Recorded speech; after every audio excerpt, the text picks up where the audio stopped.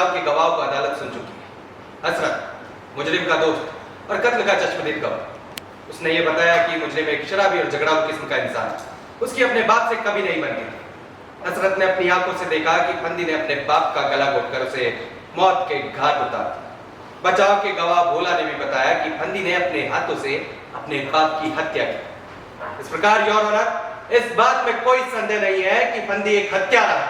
लेकिन your honour, सरकारी वकील साहब ऐसा एक भी प्रमाण प्रस्तुत नहीं कर सके हैं जिससे वो सिद्ध कर सके कि फंदी का इरादा अपने बाप की हत्या करने का। योर ऑनर, हसरत की गवाही से बात साफ कि वो बराबर अपने मालिकों से लड़ता है, इसलिए वो कभी भी एक जगह नौकरी में नहीं टिक सकता। योर ऑनर, पर इससे कहीं ये सिद्ध नहीं होता कि फंदी स्वभाव से हत्यारा। योर ऑनर, हसरत की गवाही से ये बात भी साफ कि फंदी एक शराबी, उसे शराब पीने की आदत है। शराब के लिए उसने अपनी औरत के गहने बेच दिए, शराब के लिए उसने अपने घर के बर्तन तक बेचे। योर ऑनर, मैं सरकारी वकील साहब से एक छोटा सा सवाल पूछने की इजाजत चाहता हूँ। इजाजत। वकील साहब, ये फंदी के शराब पीने की आदत कितनी पुरानी है? संभवतः ये जानकारी किसी गवाह ने नहीं दी, क्योंकि उनसे सवाल ही नहीं पूछा गया।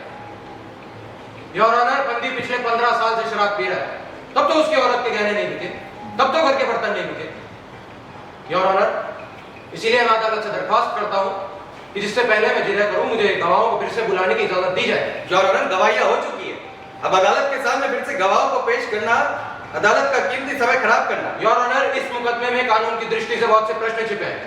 मुझे भय है अगर इस मुकदमे में जल्दबाजी में कोई भी निर्णय लिया गया तो मनुष्यता के बहुत से नियम और श्रद्धाओं पर सीधी चोट होगी। योर ऑनर, मैंने सबूत के तौर पर डॉक्टर ब्रह्मदेव, जिन्होंने फंदी का इलाज किया था, उनकी 300 रुपए की रसीद आपको दी है और उसके साथ में उनकी रिपोर्ट्स। बैरिस्टर लगाना, आप गवाहों को बुला सकते हैं। Thank you your honour. मैं सबसे पहले सरकारी पक्ष के गवाह नंबर 1 हजरत से बात करने की इजाजत चाहता हूँ। इजाजत।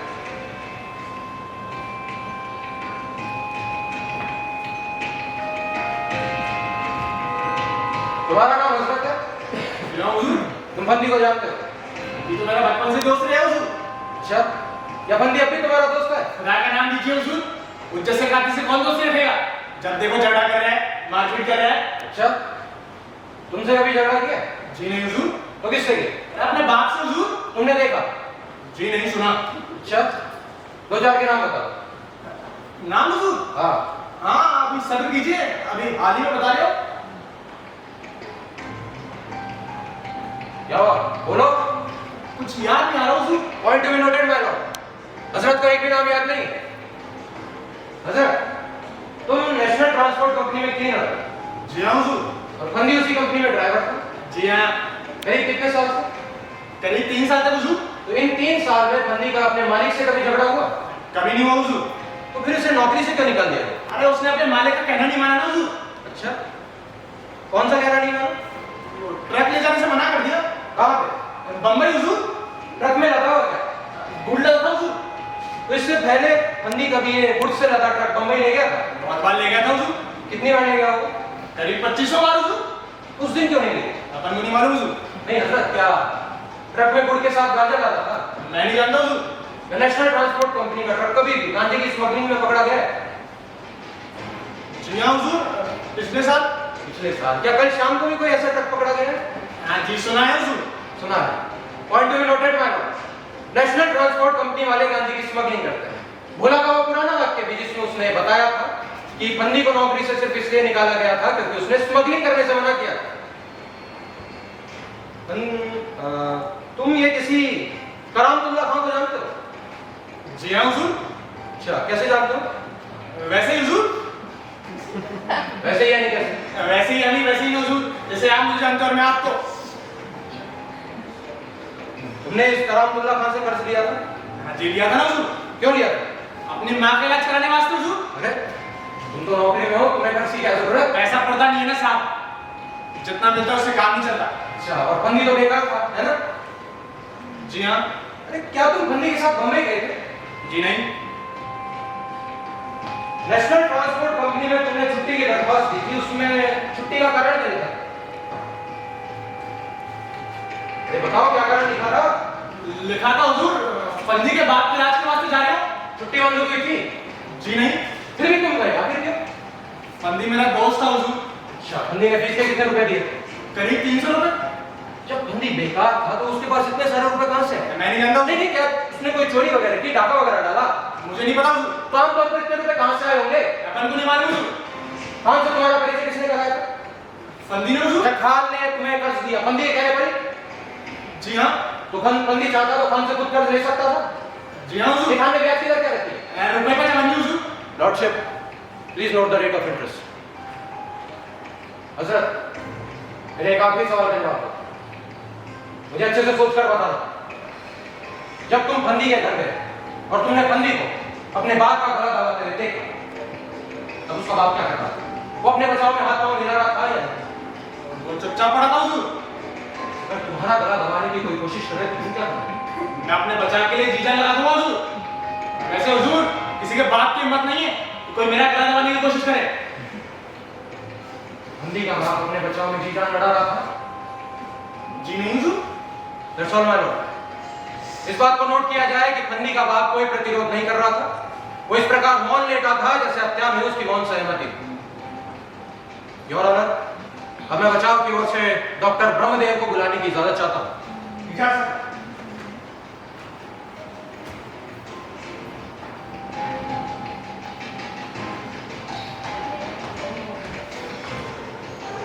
ये आपका शुभ नाम डॉक्टर ब्रह्मदेव है? जी हाँ। आप फंदी को जानते हैं? जी हाँ। कैसे जानते हैं? मैंने उसके पिता का इलाज किया। उसके पिताजी को कौन सी बीमारी? कैंसर। तो इस कैंसर की बीमारी के लिए फंदी अपने बाप को अस्पताल ले गया था क्या? जी हाँ। करीब कितने महीने रहा फंदी का बाप अस्पताल में? करीब 2 महीने। तो इन 2 महीने बाद आपने फंदी को कहीं ले जाने की सलाह दी अपने बाप को दिखाने के लिए? जी हाँ। मैंने उसके पिता को मुंबई ले जाने की सलाह दी। आपने किसी डॉक्टर का पता भी दिया था? डॉक्टर देवेंद्र नाथ जी। अच्छा, तो इन देवेंद्र नाथ जी की फीस कितनी है? 300। तो फंदी जब अपने बाप को वापस दिखाकर लौटा तो आपने उसके बाप को देखा था? जी हाँ। उसकी हालत कैसी? उसकी हालत बहुत खराब थी। उसका मरना करीब तय था। क्या वो कभी भी मर सकता था? जी हाँ। वो कभी भी मर सकता था। क्यों, उसके घाव में बहुत दर्द वगैरह हो रहा था क्या? जी हाँ। दर्द के कारण वो बहुत तड़पता था। क्या वो बहुत चीखता चिल्लाता था? जी हाँ। क्या वो कभी आपसे कुछ कहता था? जी वो अक्सर मुझे जहर देने के लिए कहता था। नहीं, क्या वो अक्सर ऐसा कहता था? जी हाँ। कभी कभी तो वो मेरे पैरों में गिरकर गिड़गिड़ाता था और कहता था कि डॉक्टर साहब मुझसे तकलीफ सही नहीं है, मुझे जहर दे दीजिए। अच्छा, तो डॉक्टर साहब ये कैंसर के मरीज को दर्द से छुटकारा दिलाने की कोई दवा है? मॉर्फिया का एक इंजेक्शन आता है, उससे दर्द में थोड़ा राहत मिलती है। अच्छा, तो आप ये मॉर्फिया का इंजेक्शन लेने की फीस कितनी लेते हैं? 50 रुपये। और फंदी ने अपने बाप को ये मॉर्फिया का इंजेक्शन लगवाया? हाँ? जी हाँ। नहीं, मुंबई से लौटने के करीब 15 दिन तक उसने 15 दिन तक लगवाया। अच्छा, और फंदी ने आपको बराबर फीस दी? जी हाँ। डॉक्टर साहब, मेरे एक आखिरी सवाल का जवाब दे दीजिए बस। मुझे बताइए कि फंदी के बाप जैसे पेशेंट्स उनकी इच्छा के अनुसार दर्द से छुटकारा देने के लिए आप जहर दें, तो इसके लिए आप क्या कहेंगे? ऐसे रोगियों की उनकी रजामंदी की हालत के अंदर मृत्यु देने में मैं कोई हर्ज नहीं मानता। That's all my Lord. सरकारी वकील यदि बचाव के गवाह से कोई सवाल करना चाहे तो कर सकते हैं। No your honour. Barrister Ganganath, आप जिरायत कर सकते हैं। योर ऑनर, मैंने अदालत के सामने सिर्फ 2 गवाहों को पेश किया। पहले सरकारी की ओर से बचाव के गवाह नंबर 1 हजरत और दूसरे डॉक्टर ब्रह्मदेव। अदालत के सामने ये बात स्पष्ट जाहिर है कि हजरत के पुराने बयान में और अब के बयान में कितना अंतर है। इसी हजरत के बयान पर यह बात सिद्ध करने की कोशिश की गई थी कि फंदी स्वभाव से हत्यारा है। यह भी सिद्ध करने की कोशिश की गई थी कि फंदी ने शराब के लिए अपनी औरत के गहने बेचे, घर के बर्तन बेचे। ऊपर से सुनने पर यह कहानी बहुत इंटरेस्टिंग लगती है योर ऑनर, पर हकीकत यह है कि बाद में कहानी गढ़ी गई। योर ऑनर, मैं डॉक्टर चंद्रभूषण, जिन्होंने वरुण भगत राम का पोस्टमार्टम किया है, मैं उनसे कुछ सवाल करना चाहता हूं। योर ऑनर, अब उनसे सवाल पूछने का कोई कारण दिखाई नहीं देता। इस मुकदमे का सबसे महत्वपूर्ण सवाल यह है कि फंदी किस तरह का आदमी था। नहीं योर ऑनर, इस मुकदमे का सबसे अहम सवाल यह है कि क्या फंदी ने अपने बाप की हत्या की और क्या उसने ऐसा पूरे होश में किया। योर ऑनर, इस मुकदमे का सबसे महत्वपूर्ण सवाल यह है कि फंदी किस तरह का आदमी था। हजरत से पूछे जाने पर कि क्या वह ऐसे एक भी आदमी का नाम बता सकता है जिसने फंदी से मारपीट की हो, झगड़ा किया हो, तो योर ऑनर, फंदी का दोस्त होने का दावा करने वाला हजरत एक भी आदमी का नाम नहीं बता सका। इसे स्पष्ट जाहिर है कि फंदी स्वभाव से हत्यारा नहीं है, अमन चैन चाहने वाला एक साधारण सा इंसान है। नेशनल ट्रांसपोर्ट कंपनी से उसे इसलिए निकाल दिया गया क्योंकि उसने स्मगलिंग से मना किया। इससे यह जाहिर है कि बंदी कानून को समझने वाला, उससे डरने वाला इंसान। सरकारी पक्ष ऐसा एक भी प्रमाण प्रस्तुत नहीं कर सकते जिससे वो सिद्ध कर सके कि बंदी स्वभाव से हत्या था। योर ऑनर, मैं ये सिद्ध कर चुका हूं कि उसने हत्या की है। लेकिन क्यों? योर ऑनर, यही से दूसरा सवाल उठता है, क्या बंदी का इरादा अपने बाप की हत्या करने का था? हजरत के बयान से स्पष्ट जाहिर है कि बंदी के बाप के और उसके संबंध बहुत अच्छे थे, दोनों में कभी झगड़ा नहीं हुआ। बंदी चाहता था कि उसका बाप बच जाए। योर ऑनर, उसने अपने बाप को बचाने के लिए क्या नहीं किया? अपनी औरत के गहने बेचे, घर के बर्तन बेचे, काम से 25% ब्याज पर कर्ज लिया। एक ऐसे ट्रक ड्राइवर जिसकी नौकरी छूट गई है, हैसियत ही कितनी हो सकती है? पर योर ऑनर, बंदी ने अपनी हैसियत से बहुत आगे बढ़कर अपने बाप का इलाज कराया। क्या सिर्फ इसलिए कि उसके मन में अपने बाप की हत्या करने का इरादा? योर ऑनर, हत्या तो हुई है। लॉर्डशिप, मुझे अपनी बात पूरी करने दीजिए। योर ऑनर, इस मुकदमे का तीसरा महत्वपूर्ण सवाल यह है कि बंदी किस तरह का आदमी था। हजरत ने बताया कि जब वो उसके घर गया तब उसने बंदी को अपने बाप का गला दबाते हुए देखा। लेकिन योर ऑनर, उसने यह भी बताया कि बंदी का बाप चुपचाप लेटा था, वो बचाव का कोई प्रयत्न नहीं कर रहा था। वो इस प्रकार मौन लेटा था जैसे हत्या में उसकी मौत सहमत थी। योर ऑनर, क्या ऐसी हत्या को कत्ल कहा जाएगा? कत्ल तब होता है जब किसी की इच्छा के विरुद्ध उसकी जान ले ली जाए जिसमें जीने की इच्छा हो। पर मरूम भगत राम में जीने की रत्ती भर भी इच्छा नहीं थी योर ऑनर। इसके विपरीत वो मौत चाहता था। योर ऑनर, वो अपने बेटे से मौत मांगता, अपनी बहू से मौत मांगता, और डॉक्टर ब्रह्मदेव से कहता था कि मुझे जहर दे दीजिए। क्या ऐसी हत्या को कत्ल कहा जाएगा? योर ऑनर, कैंसर के मरीज की मृत्यु उसी दिन हो जाती है जिस दिन उसे पता चलता है कि मुझे कैंसर है। विज्ञान लाख प्रयत्न कर रहा है लेकिन उसे अभी तक सफलता नहीं मिली। योर ऑनर, साहस का जन्म जीने की इच्छा से होता है, मृत्यु की इच्छा से नहीं। और कैंसर के मरीज का जीवन मानो अपने ही कंधों पर अपनी लाश ढोने का ऐसा है जीवन। और ये यात्रा केवल इसलिए क्योंकि उससे छुटकारा दिलाने की कोशिश करना या कराना दोनों ही कानून के खिलाफ। इसलिए मुझे लगता है योर ऑनर, बंदी के पूरे मुकदमे में इन्हीं तथ्यों पर निर्णय करना उचित होगा। योर ऑनर, आपने अभी बचाव पक्ष के विद्वान वकील साहब की दलीलें सुनी। मैं अदालत का अधिक समय नहीं लेना चाहता। मैं केवल इस बात पर जोर देना चाहता हूं कि वर्तमान कानूनी व्यवस्था को ध्यान में रखकर ही पूरे मामले का निपटारा होना चाहिए। मौजूदा कानून तो बंदी को हत्यारा ही मानेगा। मैंने गवाहों और पोस्टमार्टम रिपोर्ट के आधार पर यह सिद्ध कर दिया है कि बंदी ने अपने आप को बचाने के लिए नहीं, अपने बाप का जीवन समाप्त करने के इरादे से उसका गला घोटा। कानून केवल यही देखता है कि खून करने वाले ने इस इंसान को मौत देने के इरादे से तो नहीं मारा। इस कसौटी पर बंदी ने जो कुछ भी किया है वो केवल हत्या कही जाए। योर ऑनर, वकील साहब ने एक सवाल उठाया कि बंदी का बाप मरना चाहता था, वो लोगों से गिड़गिड़ाकर मौत मांग रहा था। जब बंदी अपने बाप की हत्या कर रहा था तब वो अपने बचाव के लिए कोई कोशिश नहीं करता था। पर यह कोई नई बात नहीं। संसार में दुखी होकर लोग मौत मांगते हैं। जब किसी औरत का जवान बेटा मर जाता है तब वो औरत भी छाती पीट पीट कर अपने लिए मौत मांगती है। और यदि उसी समय कुछ लोग उसे मौत देते तो शायद वो विरोध भी ना करें। पर लोग मौत नहीं देते। वो जानते हैं कि समय सभी प्रकार के दर्दों का सबसे बड़ा इलाज है और धीरे धीरे सब कुछ ठीक हो जाता है। योर ऑनर, दर्द दर्द है, चाहे वो कैंसर के घाव का हो या जवान बेटे की मौत का। और दर्द के नजारों से समाज इसी तरह कतराने लगे तो हजारों आत्महत्या और कत्ल रोज होने लगेंगे। इसलिए भावना का सवाल जुड़ा होने के बाद भी ये सवाल पहले कानून और व्यवस्था का, इस मुकदमे को भी इसी निगाह से देखा जाना चाहिए। इस मुकदमे में ये दर्द से छुटकारा पाने वाली बात की तो कोई गुंजाइश ही नहीं। ये सब सुनने में अच्छा लगता। और गंगानाथ जी, देखिए, जो कानून नहीं है उसकी बात यहाँ अदालत में छेड़ना अदालत का कीमती समय खराब करना।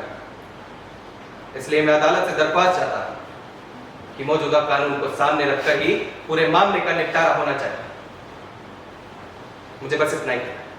Thank you. योर ऑनर, मैं अदालत से पूछना चाहता हूं कि क्या कानून का संबंध मनुष्य की भारी व्यवस्था से ही है? क्या कानून का मनुष्य की भीतरी व्यवस्था से कोई संबंध नहीं?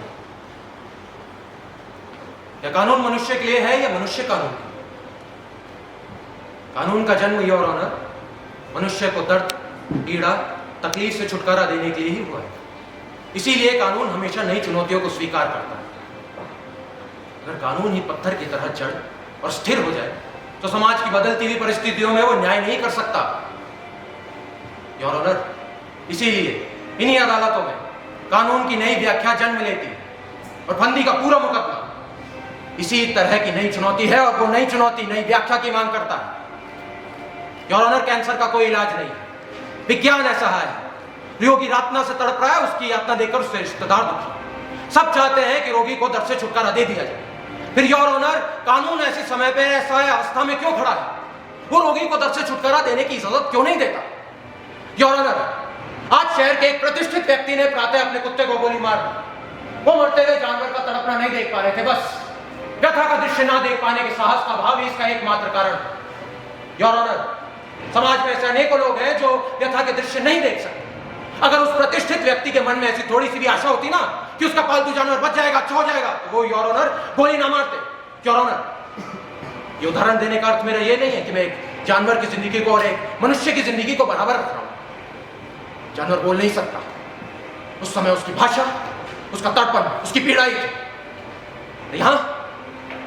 यहां योर ऑनर, फंदी का बाप चीखता चिल्लाता गिड़गिड़ाकर मौत मांगता था। मुझे लगता है अगर पशु मनुष्य की करुणा का अधिकारी हो सकता है तो मनुष्य भी हो सकता है। इसलिए योर ऑनर, मैं अदालत से दरख्वास्त करता हूं, इस मुकदमे में जो मनुष्यता के नए प्रश्न, नए संदर्भ और जो नई चुनौतियां आई उनको स्वीकार करें। मुझे बस इतना ही करना। The defense presses.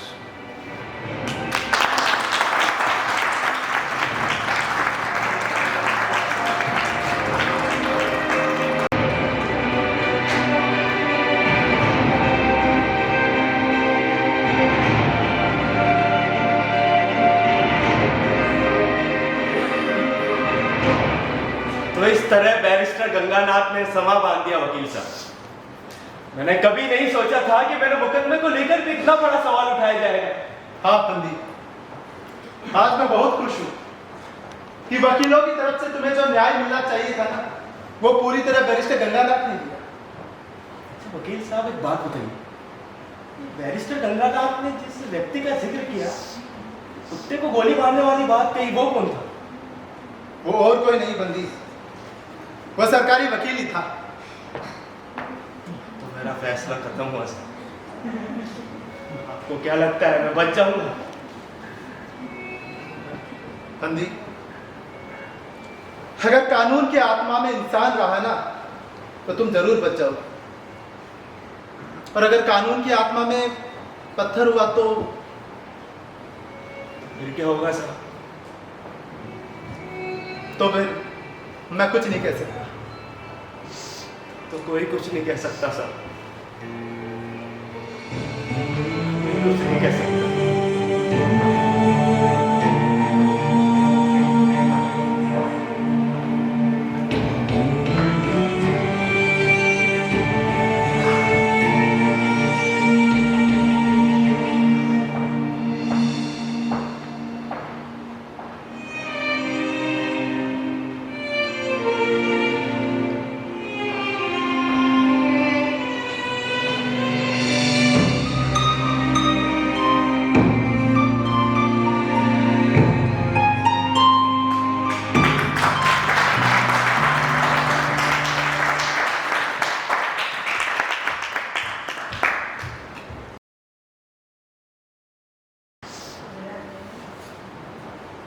तो ये था नाटक फंदी।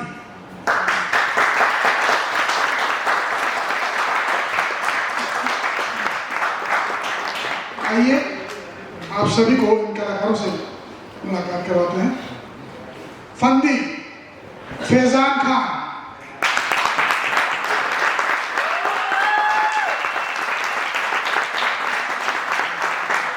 वकील खड़गराम गौरव खांडल,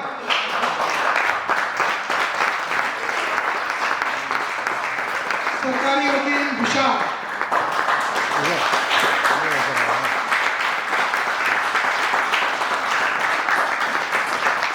बैरिस्टर गंगाना ऋतिक शर्मा,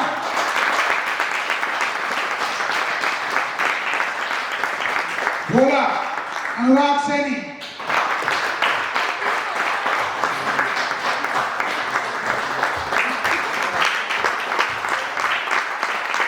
हसरत और फराख का किरदार निभाया साहिल फौजदार,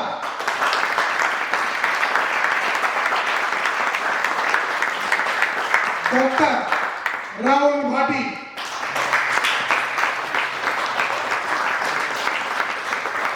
वार्डन अभिषेक सेन,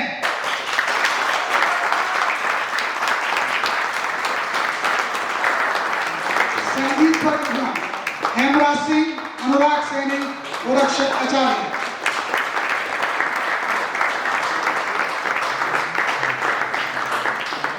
मंच परिकल्पना राहुल भाटी और प्रकाश परिकल्पना संजय विद्रोही। और इस नाटक को जिन्होंने तैयार किया है युवा रंगकर्मी निर्देशक हेमराज सिंह और विशाल।